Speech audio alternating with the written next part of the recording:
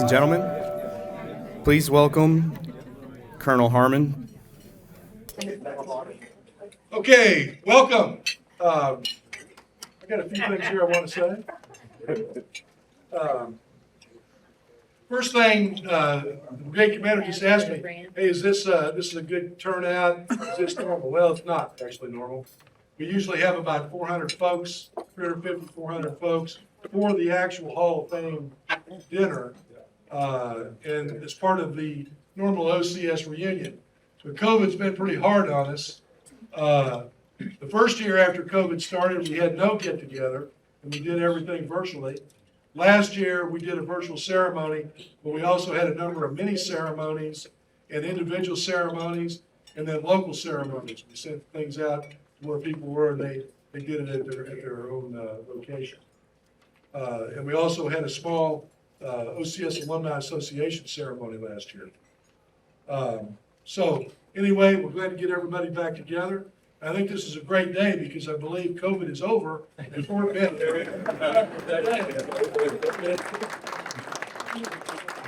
Okay, I want to thank Nancy Ionoff. She's a great gal. She's been helping us for a number of years. First when John Ionoff, her husband, was the president, and now she's been helping me. But she coordinated and organized tonight's dinner. And so let's give Nancy a hand.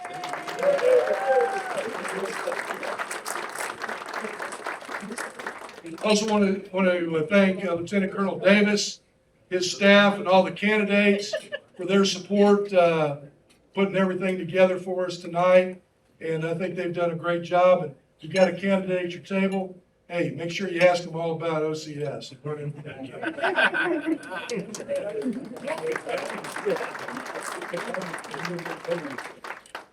We've got a few special guests. Of course, Colonel Saterlin and, sorry, ma'am, Viviana are here with us tonight. We've also got Don Dare, our Ned Award winner. He's here with Lynn. Lieutenant Wellendorf and his wife, and I'm sorry, Shelby. And Shelby, I'm sorry, Shelby. Lieutenant Wellendorf and Shelby, they're here. He's the Patterson Award recipient, so we're glad to have him here tonight. Mrs. Gail Smith is here, representing her husband, Harmon Smith, who was a very valuable guy to us here in the association. We've got something special for her tonight. So thank you, Gail.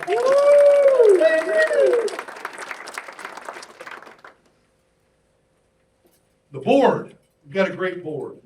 And could all the board members please stand up?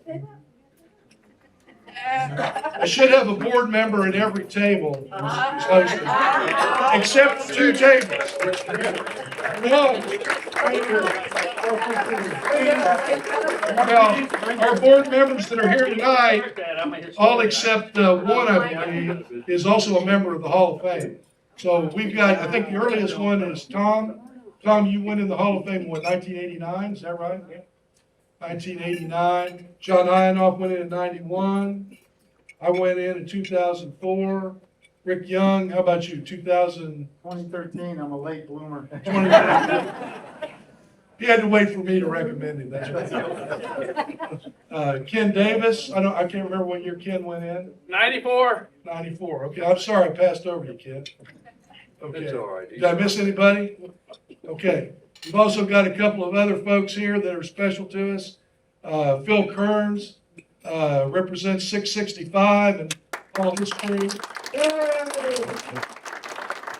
I believe he brought just under a tank company in. A little bigger than a rifle platoon, about the size of a tank company. So thanks, Phil, for your participation. George Bannon's back there. He's also a member of the Hall of Fame. And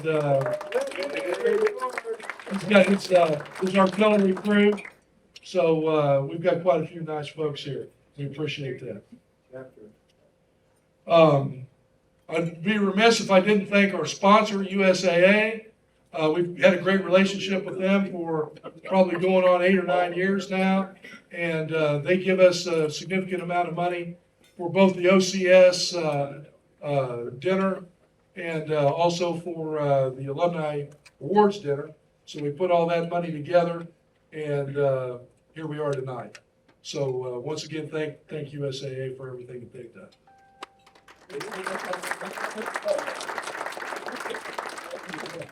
Okay, you're probably going to call this after it's all over Frank Harmon open mic night. I'll be up and down all night. But without any further ado, let's go ahead and get the chaplain up here, say the prayer, and get on with the chapter. Let us pray. Almighty God, we gather this evening with hearts filled with gratitude to recognize, honor, and celebrate those who've rendered distinguished service unto their fellow beings. As we draw attention to their good works, might thou be glorified, and might we all be inspired to try a little harder to be a little better, that thy great purposes might be fulfilled. We pray that thou would bless the U.S. Army OCS Alumni Association and all its affiliates. Might our efforts be magnified and its purposes fulfilled. We thank thee for our association with one another and ask, as we break bread together, that thou would breathe new life into our lives and our friendships. In thy holy name we pray. Amen. It is my honor to introduce to you the Commandant of the Officer Candidate School, Lieutenant Colonel Ryan Davis.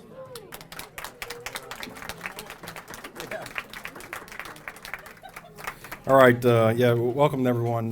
Thanks for coming tonight. I wasn't expecting this many people. I'm glad to see so many people coming out, especially with all the stuff that's going on with COVID. So if you can go to the next slide, please. I'm going to talk to you a little bit about, some of you are familiar with what OCS looks like today. Some of you haven't been back to OCS for quite some time. I'm assuming just by looking at some of the faces out here. So I'm going to talk to you a little bit about what OCS looks like today. And I know all of you are going to come up and talk to me afterwards. You know, it's definitely not as tough as when you went through, but I want to share some things with you. All right, so in 2012, so most of you probably graduated before 2012. We moved to a new footprint. So we used to be over where the current airborne school is right now, but we moved over towards these old buildings here. And if you can go to the next slide, please. No, I'm sorry. Go back. Okay. It didn't get in there. Okay, so the old quadrangles, which are just north of the old jump towers, the old buildings built back in the 1930s. So that's our current footprint right now. The buildings we live in right now were built in the 1933 and 1935, and they were actually the old 24th Infantry Regiment segregated African American barracks, commissary, and theater. So you'll see those tomorrow if you go to Post. Weigel Hall and Net Hall occupy the theater and PX, and our actual barracks are the barracks from the 24th Infantry Regiment. I also personally have a connection to our current barracks right here. This was my first duty station when I was a second lieutenant for Infantry Officer Basic Course. Now I'm returning back 20 years to actually owning the buildings that I lived in as my first duty assignment. So it's kind of special for me, and for more than one reason. And it's also nice. You'll see tomorrow. It's like a giant coliseum, so we can keep control of all of our OCS candidates in a giant coliseum. So, okay, next slide, please. So, despite our change in location, our mission has not changed over the years since when you have attended. We still train, educate, and commission officers of character, and I am strong on character as the key word into the United States Army. We have 6 total companies in the battalion right now, so 4 OCS companies. We have a direct commission course company, and we have an HHC, which is not really a headquarters company because we only have about 5 people in that company, so it doesn't provide a whole lot of support for us, but they do take care of our medical holdover population and so forth. So each cycle of OCS, of our 4 OCS companies now, can handle a maximum of 160 students. We average about 140 students per class right now, and we're running between 10 and 11 classes per year. So last year we ran 11, this year we're actually going to run 9. The direct commission course, which is our 5th company that trains, we have a maximum of 120 students per class for that, and we train the Army lawyers, the JAGs.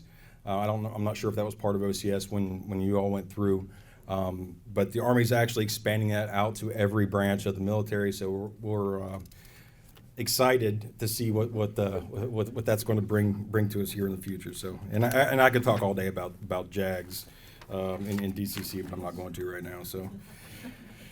All right, so at the bottom of the slide here, you'll see a couple of the relationships that we share with some other organizations. First, we coordinate directly with the National Guard OCS Regional Training Institutes. So if you're not aware, there are 7 regional training institutes under the National Guard that operate OCS courses throughout the United States. It takes about 2 years, so I'm not sure why anybody would want to go to one, but people actually do. So we don't have direct control over those, but we do influence their POI. So any changes we make to our instruction at OCS, at federal OCS, they have to follow by that. So we're in direct coordination with them to ensure that they can actually support the training the changes to training that we're trying to make. Second, we have a relationship with the Royal Military Academy of Sandhurst. This began about 10 years ago. So each year we have the honor of sending 6 OCS graduates to Sandhurst in the UK, and they make up the only U.S. representation of students there at the academy. So it's a pretty special relationship, and we're glad that we got funding this year to actually continue that. Okay, next slide, please. Okay, so this is our current pipeline. So we train 2 different groups from the active National Guard and Reserve components. So we have the in-service population, so NCOs who are already serving in the Army, which most of you probably were when you went through. Then we have the college option candidates who joined the Army, went to basic training for about 10 weeks, and then come here to OCS. Then they arrive here at our doorstep. Last year, about 60% of our graduates were the college option, so not the prior enlisted, which is different from even when I joined the Army. So it doesn't matter really how they get here to OCS. Everyone goes through the same 12-week OCS program. The active duty candidates receive their branch assignments about week 8, and mostly based entirely off their merit or their performance from the course. Okay, it's an order of merit list. Following graduation, the lieutenants they'll either move directly to their officer basic course, or they remain with us for a couple months until their officer basic course date comes in. So we have some back there who actually set up this event, who are holdover lieutenants who have graduated and help us out on the staff. So it's really helpful to us since we have a really small staff here at OCS. All right, next slide, please. Okay, I'd like to focus first on the bottom left bullet here. So this was a survey conducted by the Training and Doctrine Command 2 years ago in 2020.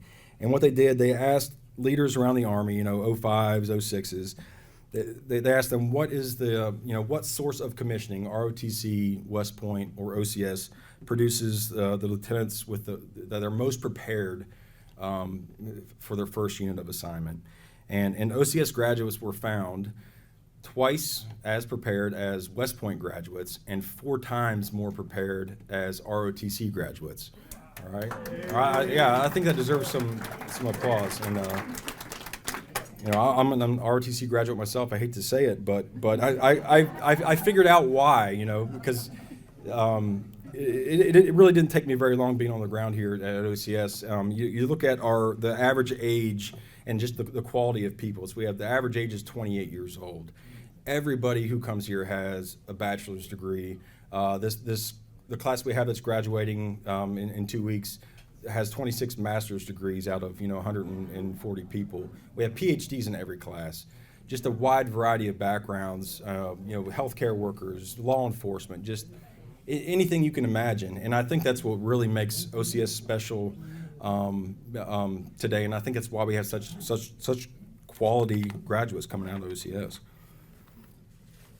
In 2014, the Army changed the rule where you have to have a degree before you actually go into OCS. So that's that's kind of where we're at right now.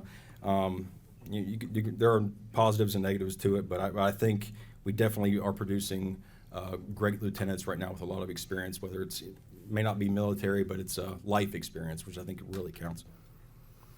In the top right, you can see last year we graduated 1,277 lieutenants, so we exceeded our commissioning goal by about 270. So it's good news. There are plenty of people out there that are actually signing up for the military, volunteering, wanting to be here at OCS. Overall, we have about a 5% attrition rate, and most of that is due to medical reasons. So I've had one person quit since I've been here in 8 months. So I think that's a good thing. Yeah. Something that I know is different from what you experienced in the past are branch allocations. So you'll see in the chart in the bottom right, out of the top 10 branches we commissioned in 2021, only 4 of those were combat arms. So you'll see MI we get the most slots for military intelligence, and that seems to be one of the higher choices for the candidates. We also added the cyber branch now, which you can see there in the top right. So if you guys have any questions about OCS after the formal portion of the ceremonies are over, please feel free to come up to me and ask me. I love OCS. This is the best job I've had in 20 years in the military. I was an infantryman. I spent 15 years in special forces, and this is the best job I have ever had because of the people that work at OCS and because of the candidates that come through and because of you all. So thank you, and like I said, if you have any questions, please feel free to come up to me.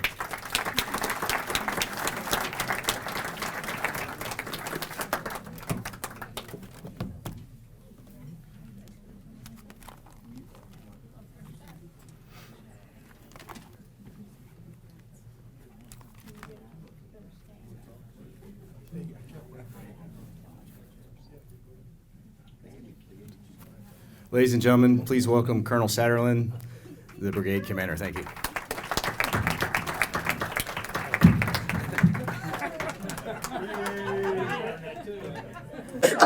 So I hate calling Colonel Ryan because he's much more eloquent than I am, but I do feel that we owe you a little bit of expansion on what he talked about. So first of all, it's humbling to be here. My dad is a graduate of OCS Class 175 after Vietnam, after he returned.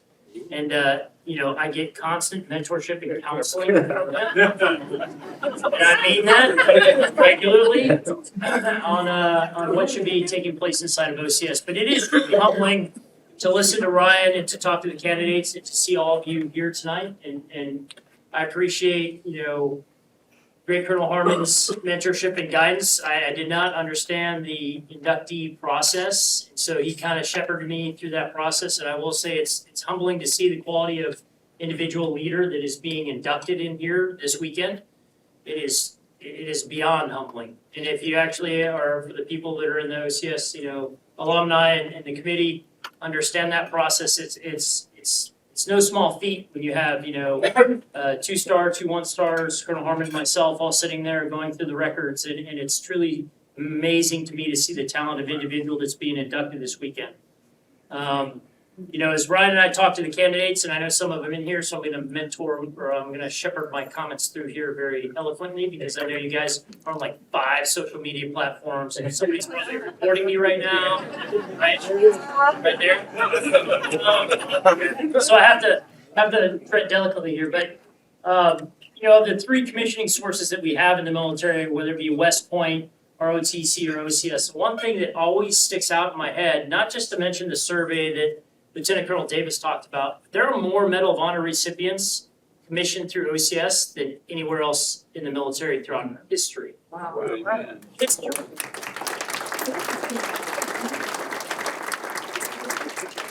That doesn't speak volumes to the process, whether it is less or more than it was throughout history, which my dad mentors me about.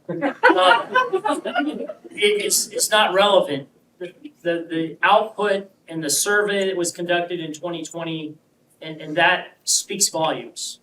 And it is absolutely remarkable to me. And every day I am absolutely impressed. And I've talked to Ryan, what he didn't talk about was, just the pure goodness of the program in and of itself. So inside the 199th, we have IBOLIC, Infantry Officer Basic Leader Course, ABOLIC, Armor Officer Basic Leader Course, and Officer Candidate School, and a myriad of other elements.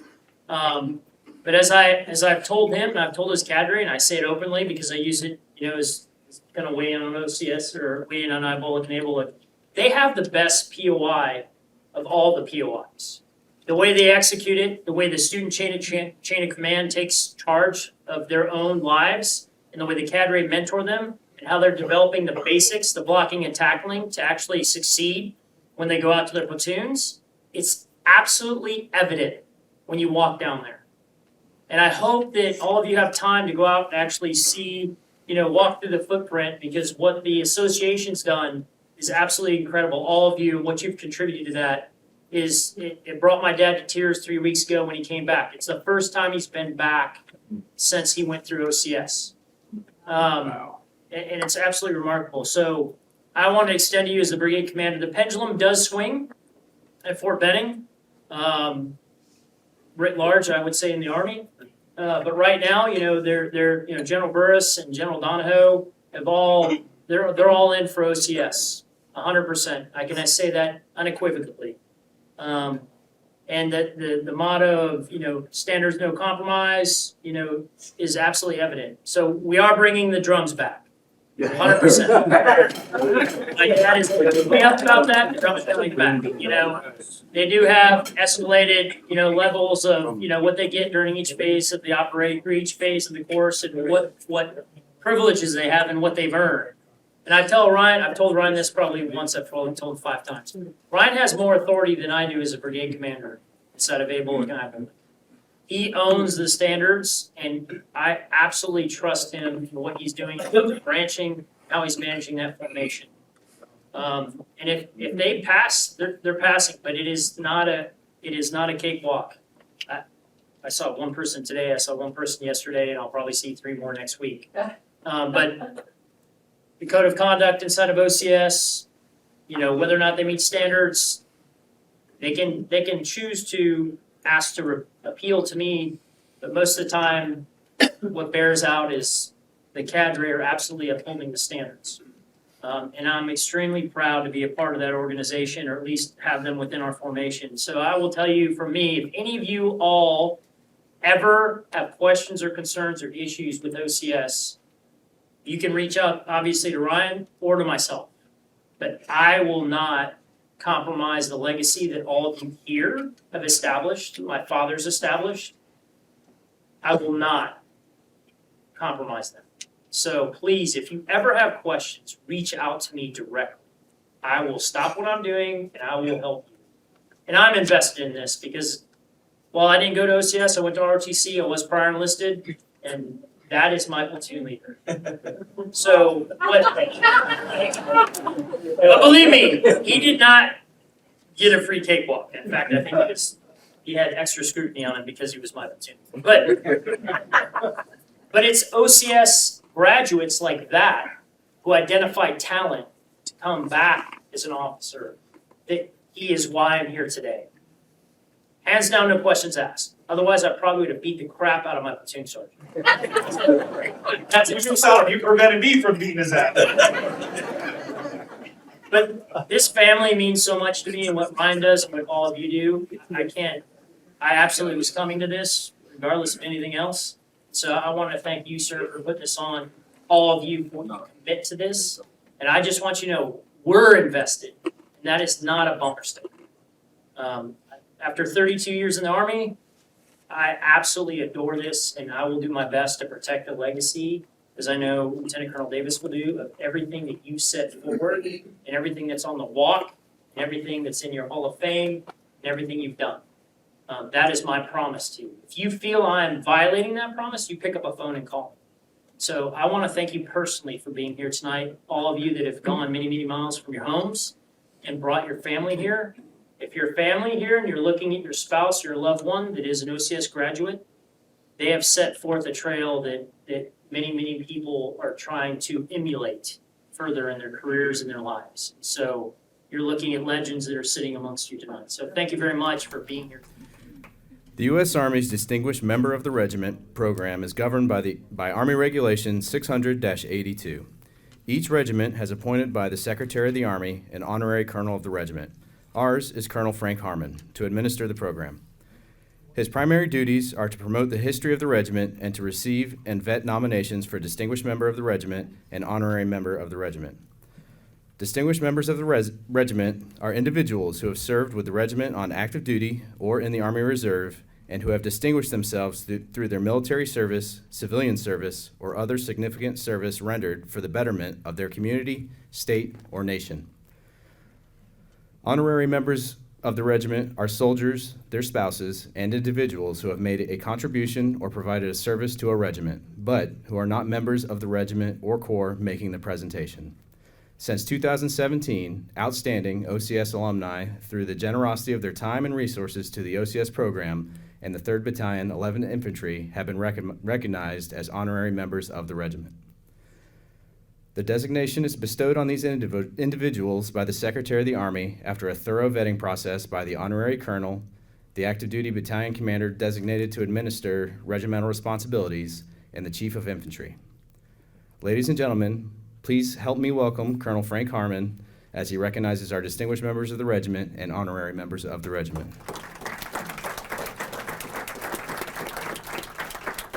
Okay, I just give a little background. Regiment, what does that mean? A lot of people don't know. They ask me about that. The Army organized in regiments from the Civil War all the way up to and through World War II. After World War II, they went into something called battle groups. I bet I got some battle group dudes out here, don't I?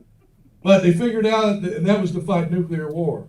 But then about 1962, if I'm not mistaken, the Army decided that the battle group thing didn't work because they needed to have all arms units at the lowest possible level. So that's when they had the combined arms regimental system. And so in order to keep the history of the regiments up through World War II, but go into the future, they started designating battalions like 1st Battalion of the 11th Infantry, or 2nd Battalion of the 16th Infantry, or 2nd Battalion of the 34th Armor. So they kept the regimental designation, but they were a battalion, a smaller unit, and then they could become a combined arms unit by cross-attaching and task organizing with other branches. So that was the Army as it was organized up and through until we went to the brigade combat teams that we have now. I believe it was about 1983 or 84, Carl Vono was the chief of staff of the Army.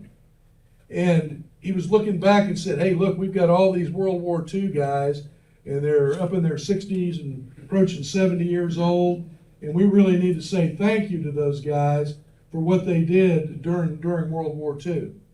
So at that point in time, he designed the regimental system that Captain Brown just talked about. And so they designated honorary colonels, and then they had ceremonies all over the active Army at that time. I got to participate at Fort Riley, Kansas, with the 16th Infantry, who invaded Normandy Beach. They were also in the Italian campaign. And we marched in a parade down the streets of Junction City for them and had a big shindig just like this for those guys. And some of our Hall of Fame folks, like Jimmy Monteith, Medal of Honor recipient, Joe Dawson, Distinguished Service Cross, and some other folks were honored at that time. And as a matter of fact, Joe Dawson, there on Normandy Beach, one of the first guys to land, was actually at that ceremony back in, 1984. Yeah, 1984. So anyway, moving on, the 11th Infantry had to find a home. And so they decided they were going to find their home here at Fort Benning. Now, the 11th Infantry had a Civil War record, had a World War I record. They were with the 5th Division in World War II, and they were in the second wave on Normandy Beach. The 1st Battalion, 11th Infantry was in Vietnam with the 5th ID. As a matter of fact, one of our Hall of Fame guys, Jim Herndon, was one of the commanders at that time. But they decided, well, we've got to honor the 11th Infantry too. So in 1989, what used to be called the Infantry School Brigade became the 11th Infantry Regiment. And so the 1st Battalion was the Infantry Advanced Course, 2nd Battalion was the Infantry Basic Course, and the 3rd Battalion was the Officer Candidate School, which we got right here, right now. And so that has persisted from 1989 all the way up into today, 2022. One of my predecessor as honorary colonel was Jimmy Jones, and he just so happened to have been the brigade commander when we made that switch back in 1989, and I was his S3. So that's kind of the way the history goes. About 6 years ago, I started, Jimmy Jones came down for one of our Hall of Fame reunions and whatnot, and we started working with Mark Andres, who was the battalion commander at the time. And the idea was, instead of coming up with an award system out of whole cloth, we would use the regimental system as an award system to recognize outstanding alumni, especially those that help the association and help the battalion. And so we started that program, and we have a number of the original folks. John Ionoff, of course, is a distinguished member of the regiment because he was a OCS TAC and company commander back in the 60s. Phil Kearns is a distinguished member of the regiment because he was here in the infantry school back in the 60s also. And then we've got a number of guys like Rick Young. Who else I have out here that's honorary members of the regiment? Yeah, Don Dare. I can't forget Ranger Tom. Are also honorary members of the regiment.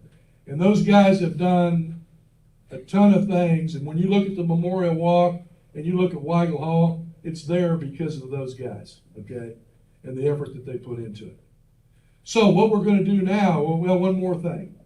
2 years ago, the second of the 11th Commander, Sean Conlon, who is the, because he's lower, you get first, second. We don't have a first anymore, we have a second. So he gets to be the active duty colonel of the regiment. And he came up with a great idea, and that was to have a regimental book. And there's a big, thick book in there, way back in the back. And every member of the regiment now signs that book. Honorary, distinguished, or guys that serve on the cadre here at Fort Benning, either in the 3rd Battalion or the 2nd Battalion. So platoon trainers, officers, NCOs, company commanders, they all sign the book. But tonight we're going to take the opportunity to have a few of our honorary members, George Bannon being one of them, Walter Shulman, yep, and I think, Phil, I don't think you've signed the book yet, have you? Well, Phil, why don't you go back and sign the book? And if there's anybody else that I'm missing, please go on back and sign the book, and I think we've got something else back there for you at the same time.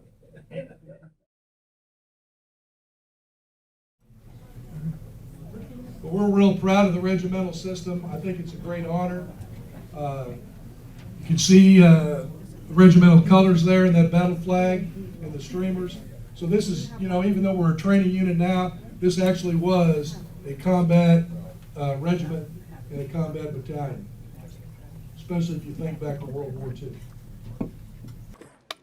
It's named after Judge Patterson, who was and I talked to every OCS class about this. We got any Italian? Any Latin speakers here? You know, when I was a kid, everybody had to take Latin in school. We didn't do that. Nobili oblis, the obligation of nobility. You know, Western Army is formed on that, and those were the officers of the European armies, and that carried over into the United States. And so if you look at the Civil War or up into the time that World War I came around, it was the nobility, really the sons of rich guys, people that went to Ivy League schools. And then you go out into the hinterlands to the National Guard, it was the same thing that was happening in the States. So it was not the equalitarian system that we purport that we have now to commission officers. Well, anyway, Judge Patterson was part of this Nobili oblis. He was at Plattsburgh, where Theodore Roosevelt's kids trained and very many other of them, but they became the officers of World War I. Judge Patterson was a hero in World War I, receiving the Distinguished Service Cross, the Silver Star, and the Purple Heart. And I think by the time it was over, he was a battalion commander. He went into the civilian world, and he became a judge. And he was the circuit court judge for the Southern District of New York for many years. When World War II came around, the Chief of Staff of the Army at that time, George Marshall, who'd been Blackjack Pershing's G3 in the First World War, said, hey, we're not going to do the officer thing in World War II like we did in World War I. We're going to do something different. And so that's when they came up with what we now call the Modern Officer Candidate School. And it was supposed to be, according to General Marshall, men of ability and aptitude. That's what we were looking for. to lead our soldiers in war. So it was purely a meritocracy. And being an officer became a meritocracy as opposed to being an aristocracy where it was before. Well, Judge Patterson was very much a part of this because he was the Assistant Secretary of Defense, I believe starting in 1939. And one of his major projects was to set up all the officer candidate schools for all the branches across the Army. And so he did that, and eventually, over the next, over World War II period, he served, in a high department there with the Defense Department, eventually becoming the Secretary of War. Unfortunately, in 1952, he died in a plane crash.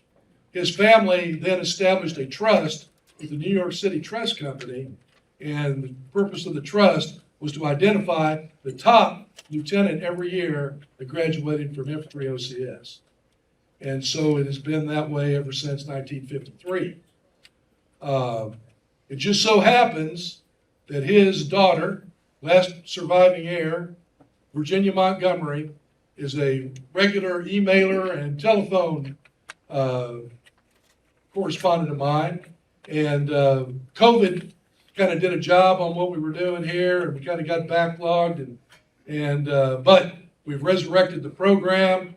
We've got a great recipient this year, and we're very proud to get the Patterson Award program back on track. So let me turn it over to Captain Brown. Friends of Judge Robert P. Patterson established the Patterson Award in 1952. The award is presented to the most distinguished infantry branched OCS graduate from the preceding year. The award consists of a certificate of achievement, a monetary sum, and an engraved 1911 pistol. Judge Patterson received his commission from the Infantry Section, Officers Training Camp, Plattsburgh Barracks, New York in 1916. He served in both world wars, receiving numerous awards. Among them, the Distinguished Service Cross, the Distinguished Service Medal, Silver Star, and the Purple Heart. Judge Patterson went on to serve on the United States District Court, the Circuit Court of Appeals, and later served as the Undersecretary of War under President Franklin D. Roosevelt and as Secretary of War under President Truman. The remainder of his distinguished biography is in your program.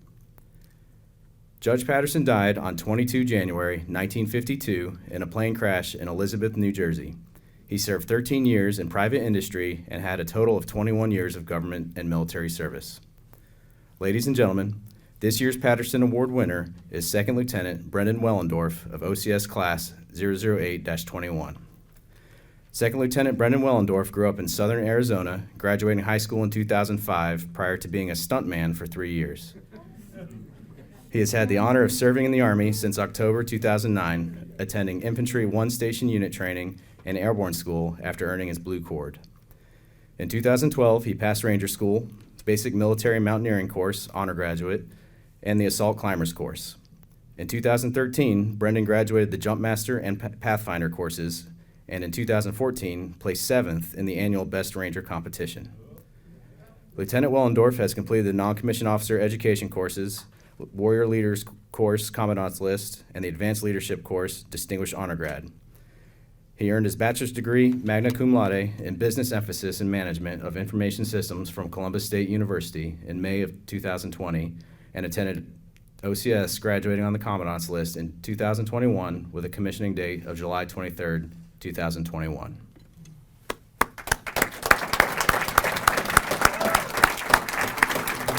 Please welcome Lieutenant Wellendorf as he comes forward to accept his awards. Lieutenant Colonel Davis will now present Second Lieutenant Wellendorf with the Army Achievement Medal and a check in the sum of $1,000.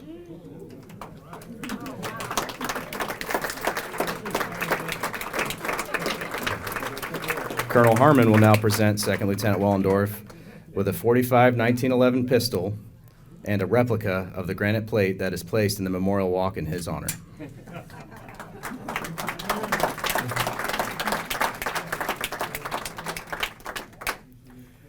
Ladies and gentlemen, the 2022 Robert P. Patterson Award recipient, Lieutenant Wellendorf.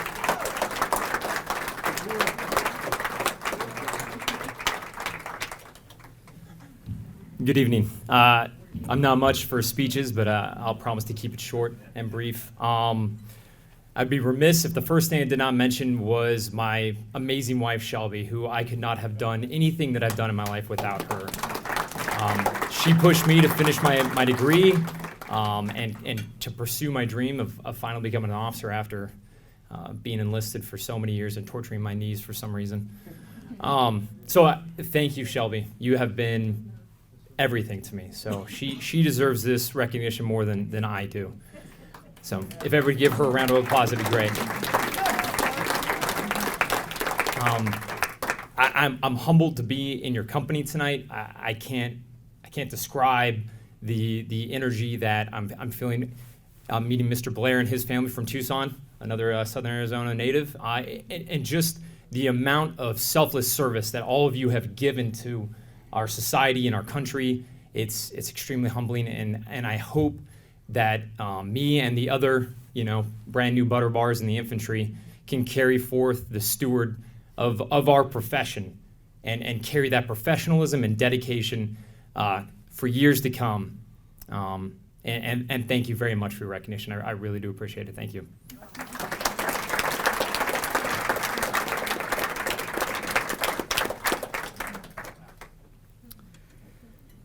Distinguished members of the OCS Hall of Fame have attained national and/or international recognition of distinguished military service, public service, business leadership, education leadership, or philanthropy. This includes those who achieved the rank of general, the highest rank in today's U.S. Army, U.S. senators and members of the House of Representatives, cabinet secretaries, U.S. ambassadors, and those business, education, and philanthropic leaders who have been recognized by the President of the United States or the United States Congress for distinguished public service. Mr. Hiram Smith is recognized as a distinguished member of the OCS Hall of Fame. Hiram Smith was the co-founder and former chairman and CEO of Franklin Covey. Hiram W. Smith was a highly sought-after keynote speaker and author. Hiram's speeches and presentations have been acclaimed by American and international audiences.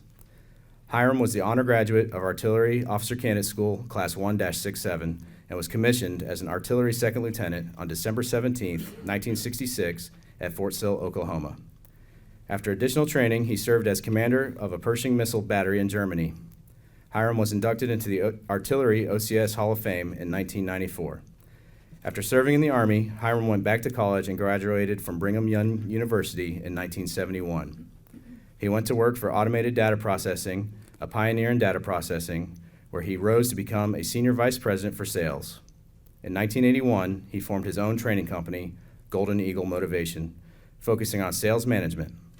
Later, Hiram worked as a consultant for a time management training company. In 1983, he helped create the widely used Franklin Day Planner and formed Franklin Quest Company to produce the planner and train individuals and organizations in the time management principles on which the planner was based. Hiram continued to serve as vice chairman of the board of Franklin Covey Company, successor company to Franklin Quest. Over the years, Hiram has received numerous honors and community service awards, including the Silver Beaver Award from the Boy Scouts of America and the 1992 SRI Gallup Hall of Fame and Man of the Year Award. Hiram was honored as the International Entrepreneur of the Year by Brigham Young University's Marriott School of Management in 1993. He has served on several boards of directors and national advisory councils and has been the recipient of 3 honorary doctorate degrees. One of Hiram's greatest honors was serving as president of the Command and General Staff College Foundation Board of Trustees at Fort Leavenworth from 2006 to 2013. During his tenure, he had the opportunity to speak to each of the CGSC classes at Fort Leavenworth and to be part of the considerable growth of the foundation's endowment. Hiram is the author of several nationally published and acclaimed books, including The 10 Natural Laws of Successful Time and Life Management, What Matters Most, The Modern Gladiator, 3 Gaps, Are You Making a Difference, You Are What You Believe, Simple Steps to Transform Your Life, and his most recently published book, Purposeful Retirement, How to Bring Happiness and Meaning to Your Retirement. In his last few years, Hiram served on his own time and expense to provide guidance and association management to the board of directors of the OCS Alumni Association and served by special appointment as a member of the association President's Advisory Committee, in which distinguished, accomplished, and successful OCS alumni give of themselves and their talents to ensure the success of the association and promote the interests of the Army.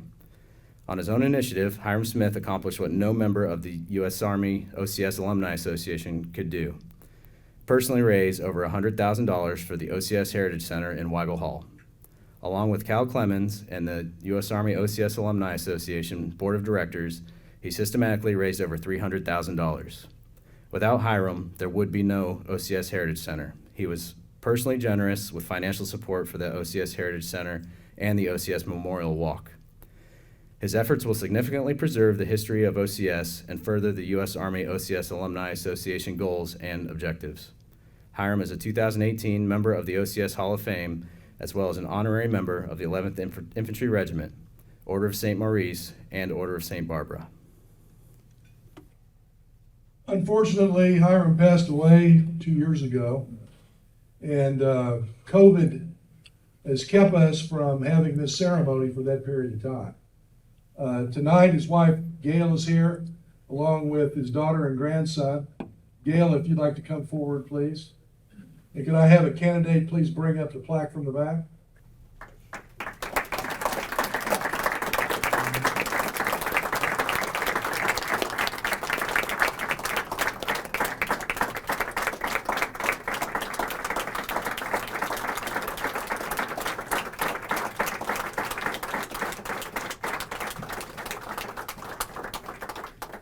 Hiram was a very special guy, and his class loved him, and they still love him, even to this day. And there's one of the guys right there, George Bannon. Judge Orlovsky, another one of the classmates, thought so much of Hiram that he personally bought a $5,000 granite bench and put it on the memorial walk for him. So he was a very, very special guy. And 2 years ago, well, as you were, in 2018, he gave the speech at the Hall of Fame dinner. And I will tell you, I've probably never heard a better speech, and I've heard hundreds of them, than the one that Hiram gave that night. And so I'm happy to have called Hiram a friend, and I know the rest of the board of directors and all of his class here miss him very much. But we want to take this opportunity tonight, Gail, to recognize him, and hopefully you'll accept this small token from us as our appreciation for what he did for us. Thank you.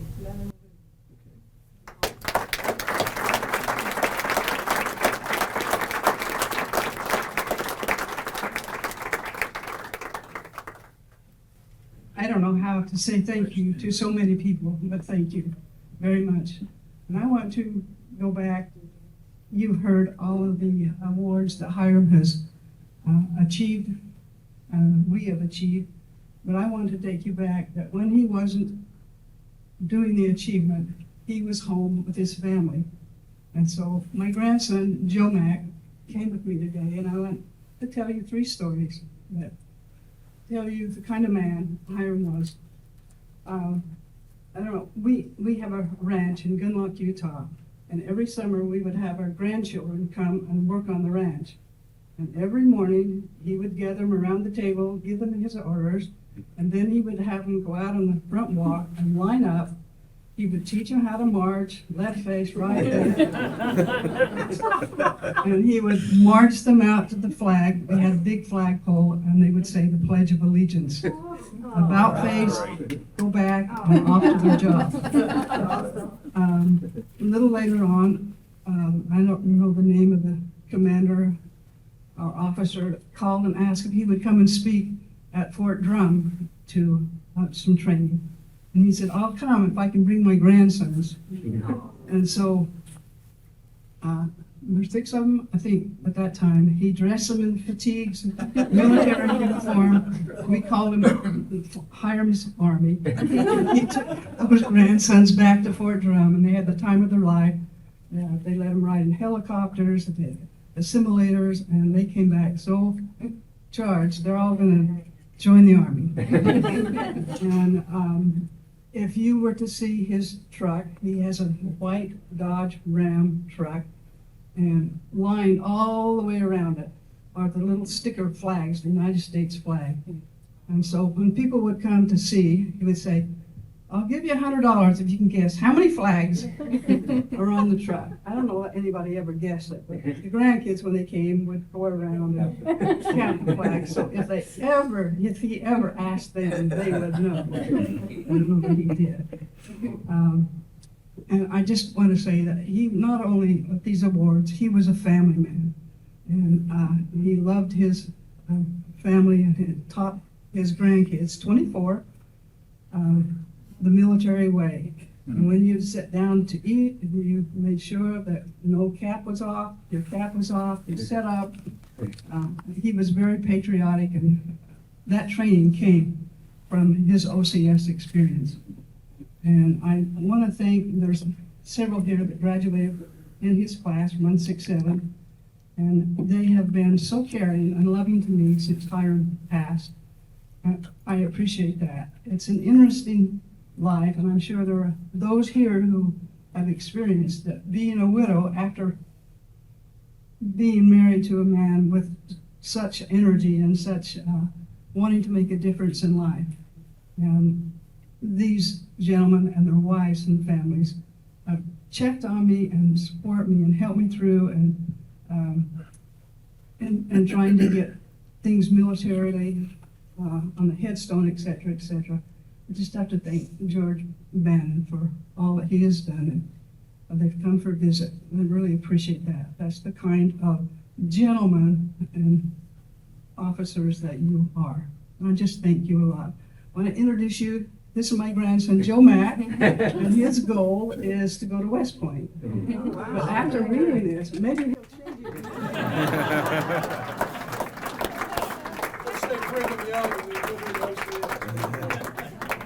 There you go. Well, anyway, thank you so very, very much.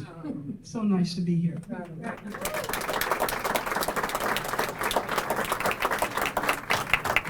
Colonel Robert B. Nett was a recipient of the Congressional Medal of Honor, former OCS Battalion Commander and Infantry School Brigade Commander, and longtime honorary colonel of the OCS Battalion and mentor to numerous OCS cadre and OCS candidates. The purpose of the Nett Award: to remember and continue to honor the service of Colonel Robert B. Nett to our country, the Army, and the OCS program. To recognize and honor annually a Hall of Fame or OCS Alumni Association member or current and former cadre who have provided superior support and advocacy to the OCS program. Objective: select and honor the most deserving individual each year. Award must be simple, tasteful, and worthy of the Nett name. Award is presented by the OCS Alumni Association President and the Senior MCOE Representative at the OCS Alumni Association Alumni Dinner. Aspirational criteria: the nominee, through years of continued service, support, and action, best represents and has contributed to the OCS Alumni Association mission and purpose. The mission is to serve and honor the OCS program and its graduates. The purpose is to further the ideals and promote the welfare of the Officer Candidate School, the Officer Corps, and the U.S. Army. Mr. Donald J. Dare is being presented the 2022 Robert Ned Award based on outstanding and conspicuous contribution to the 3rd Battalion, 11th Infantry, the U.S. Army Officer Candidate School, and the U.S. Army Officer Candidate School Alumni Association. On his own initiative, Don Dare accomplished what no other member of the U.S. Army OCS Alumni Association could do. He produced at his own expense 4 films that are essential in our plan to teach the history of OCS to new candidates, and those films impact every candidate, and it establishes the first impression of the U.S. Army OCS Alumni Association in their minds. The first 2, OCS Today and the OCS Memorial Walk, are shown to every OCS candidate in the second week of the course. In 2017, during the OCS Alumni Reunion, Don produced the first video, which was an update of the 1967 television video entitled The OCS Story, narrated by the actor Ephraim Zimbalist, Jr. Don wrote, directed, and narrated this version of the OCS story, as well as 3 other videos that we requested. The following year, 2018, Don again accepted the challenge of making a video of the rapidly expanding Memorial Walk being developed by Frank Harman. The video captures the significance of the bricks, pavers, and monuments, paying tribute to the distinguished graduates, Medal of Honor recipients, OCS classes and graduates, all Army units, and graduates killed in action. Additionally, again, at his own expense, Don produced a film marketing the U.S. Army OCS Alumni Association Board of Directors' effort to raise $300,000 for the OCS Heritage Center. He was personally generous with his financial support for the OCS Heritage Center and the OCS Memorial Walk. The combination of this support compelled the U.S. Army OCS Alumni Association to recognize Don as one of the 3 Weigel Hall OCS Heritage Center donors in the Commandant Circle. The threshold for the Commandant Circle was $25,000 or greater. Again, the 4th video, with Don as writer, producer, cameraman, and narrator at the official 2020 opening of the OCS Heritage Center at Weigel Hall, which had become a high-tech venue celebrating the history and heritage of Officer Candidate School. This video captures the essence of the center, as well as comments by Alumni Association officers and candidates. He is a member of the U.S. Army Officer Candidate School Hall of Fame. He is an honorary member of the 11th Infantry Regiment. He is a member of the Order of St. Maurice. Over the last 45 years, Mr. Dare has garnered several prestigious national and state journalism awards. Some of these award-winning national honors focused on veterans issues: Agent Orange, PTSD, radiation fallout, and unemployment. Okay, this is the fun part for me. First, I want to talk a little bit about Bob Ned, so you understand the significance of this particular award. Bob Ned, OCS graduate, received the Medal of Honor in 1944. I believe it was December 1944, wasn't it, Phyllis? We looked at it yesterday. He came back here, fought in the Korean War, went to Vietnam as an ARVN advisor, and in 1964, he was assigned as the OCS battalion commander on Fort Benning.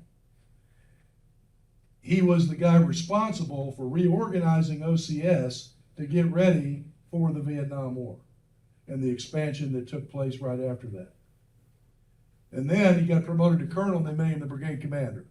So he was in charge of the entire infantry school training brigade and all the OCS program during the high point, isn't that right, Phil? 66, 67, 68. Now, there's several guys here that actually knew Bob Ned personally. Of course, I did. John Ionoff, I think, was one of his company commanders, if I'm not mistaken. Phil, I don't know if were you a TAC officer or something? Battalion commander when I was a candidate. Okay, there you go. There you go. So,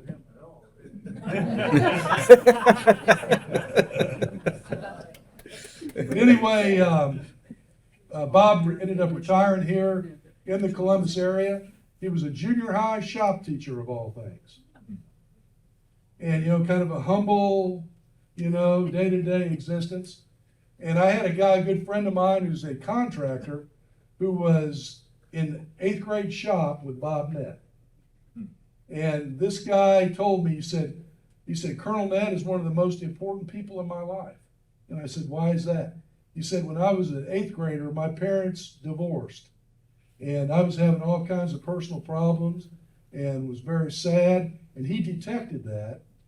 And he said, hey, Moss, I want you to stay with me after school until I tell you otherwise. And he kept him after school. You showed him how to use all the tools, coached him, mentored him. But main thing he did was he just talked to him about life. And to this day, puts a tear in that guy's eye. Now, here at Fort Benning, Bob Ned was trotted out for many years. He was the honorary colonel of OCS, went to I don't know how many formals, how many branching ceremonies. I mean, he was out here all the time. And when I came back as a brigade commander 18 years ago, he was still coming to all the OCS events at that time. I remember saying to my wife at the time, I said, when Bob Ned passes away, who in the hell is ever going to replace him? So anyway, fast forward to 2016. And John Ionoff is now president of the association. And he comes to me and he says, hey, we need to come up with something to recognize alumni that are putting in the extra effort and helping us meet our goals and objectives. And so he and I put our heads together and we developed the Ned Award. And so now we get the opportunity every year to recognize that alumni who's made the greatest impact. Now let me shift gears. I'm about to bring up OCS's Walter Cronkite. All you old guys know that. The candidates in the back, who the hell's Walter Cronkite? But I tell you what, Don has been, I've known him, about 5 years now, and it's been an absolute pleasure. Anything we've asked him to do, he's done, and I think he loves the OCS program. He's one of the guys, and I tell every candidate this when they go through OCS because I get to talk to him. I said, you know, OCS, along with, you know, your first assignment in your basic course, is going to be the foundation of your successful career for the rest of your life. And Don Dare would be the first guy to tell you that. He looks back at OCS as, hey, this is where it all started for me. Am I right, Don? That's right. Yeah. We showed the films up here if you had a chance to look at some of those early on. You saw his work. But think about it. I mean, he was a one-man band. He took the pictures, did the voiceovers, did all the technical work. You know, if you had to pay to have that done, what do you think that would have cost with all the technical people and everybody? But he did it all on his own in his spare time, and it's been a tremendous benefit to the association and to the candidates, because each and every candidate for the last 3 years has seen the Don Dare films. And that's how they get introduced to the OCS Alumni Association, and they get introduced to the history of OCS. So, could I have a candidate please bring up the plaque? And Mr. Don Dare, would you please come forward?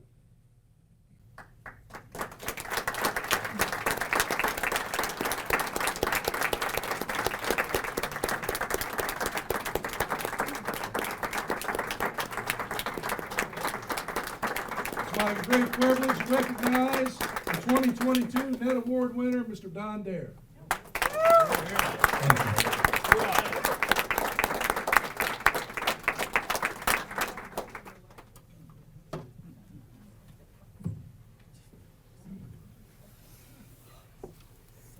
You know, listening about Colonel Nett, I probably ran across him, but don't remember him specifically. Colonel Piper was my commander when I was here in 1969, but I'm sure Colonel Nett was here.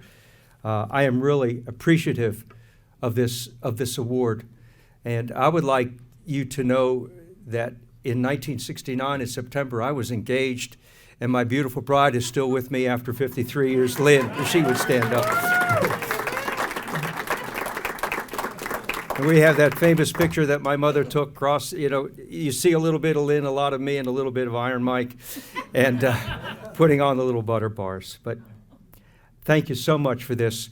Colonel, thank you, and Colonel Ionoff and Colonel Harmon, thank you so much for all that you've done for the OCS program. And you know, what makes our association so special is that we care for one another. And we see that tonight here. And we respect one another, and we see that tonight here, no matter what rank you had at the time that you were in OCS. And what we do is that we care about one thing, and that's the candidates and the OCS program. We care to leave a legacy, and that's what we have done. We are leaving a legacy because we want our association to mean something. And what it does is that through our memorial walk, it starts small and it continues to expand. And our Heritage Center, it means something to those young men and women who come through that Heritage Center to see what it was all about. We didn't have that opportunity. I don't believe we did back in the 60s, did we? We didn't have that opportunity. And we share, as a group of men and women, a common bond. And this common bond is, and I get theological here, if you will. It's kind of an ethical code that we have of personal conduct, and we saw that tonight, and integrity, conduct and integrity. And that's what we are about. We were then, and we have been in our lives, and we continue to be. The standards, no compromise, that's what we are. Sometimes it gets me in trouble at work because they don't have those standards. And they do compromise, and we don't. And I am grateful for all that you mean and that you have done for the association. And we represent the Army at its best. And one thing that I really have still do, it's the personal appearance. The personal appearance that we present. And to this day, unfortunately, every day when I get up and I look in the mirror, I have to make sure that my gig line is right. Is my gig line right? Because I'm afraid that Lieutenant Sisson is going to get in my ear and tell me, candidate, your gig line is it right? It's pretty good. Looks pretty good.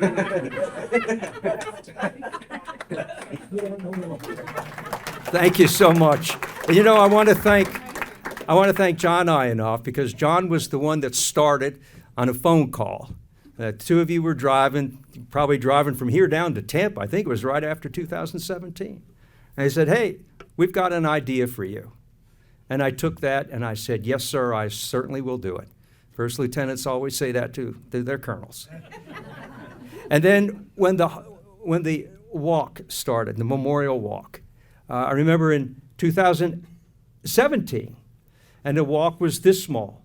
And then the next year it got this big. And I thought, this is special. And I could see the passion that you had for that walk. And that's infectious. And it will continue to get bigger and better for all of our candidates and their mission. Thank you so much.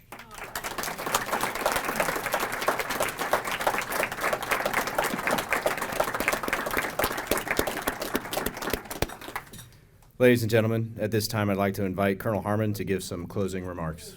Okay, we got one thing. Hey, is somebody going to the Hall of Fame tomorrow? Could you stand up, all the Hall of Fame folks, for tomorrow? You get your own ceremony tomorrow, but we'll recognize you tonight.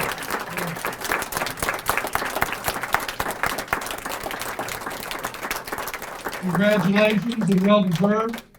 And we look forward to putting on a good ceremony for you tomorrow. You know, we had to, because of COVID, we've crammed about, what is it? Two different dinners and 3 different award ceremonies into one event, but we were able to make that happen tonight successfully. My good friend Kareem Moore from Take That Media One is back here. He filmed tonight, and we're going to put this on YouTube, so you can look at it on YouTube over the next few weeks. And we're also going to do tomorrow's ceremony, put that on YouTube also, okay?